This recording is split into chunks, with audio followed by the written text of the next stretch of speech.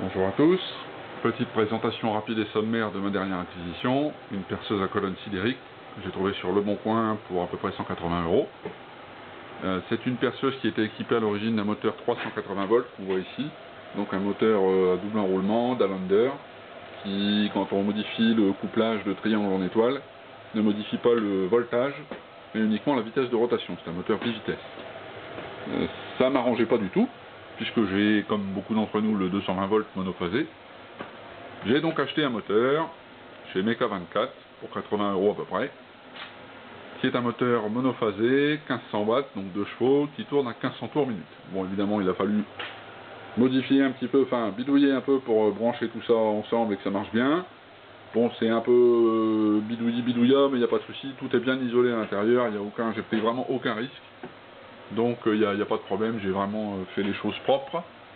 Vous voyez qu'en fait c'est une perceuse à colonne qui permet, en fait l'ensemble moteur broche peut tourner de telle manière qu'on puisse percer à côté de la table, c'est toujours pratique. Si on veut percer sur un montant ou sur un poteau, on peut percer à peu près jusqu'à une hauteur de, comme ça je dirais, jusqu'à 1,50 m, puisqu'en fait c'est pareil, on peut monter l'ensemble moteur broche avec la manivelle qu'on aperçoit au-dessus. C'est tout l'ensemble moteur broche qui monte ou qui descend quand on tourne cette manivelle. Donc là je suis en train de le faire monter. Donc c'est bien, ça fait du sport. Voilà. Quand on est à peu près à la hauteur voulue, on peut tourner hop, comme ça, et on bloque en fait avec la poignée qui est ici.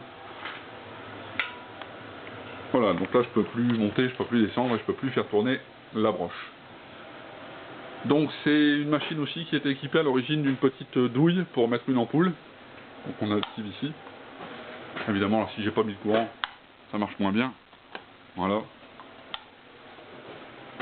Et moi j'ai remplacé la douille qui était un peu abîmée, qui avait fondu, par un spot LED que je trouve plus joli, plus efficace, qui est en plus orientable. Donc ça éclaire directement la zone de travail, je trouve que c'est plus pratique. Et puis j'ai aussi câblé l'interrupteur, donc puisqu'en fait là, comme c'était un moteur d'Alander, en fait il y a là ses positions off. Ici c'est petite vitesse, donc il ne se passe rien. J'ai juste récupéré les fils qui étaient en continuité quand on passe en grande vitesse pour en faire un interrupteur. Donc en fait quand je tourne là,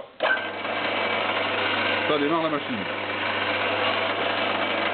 Voilà.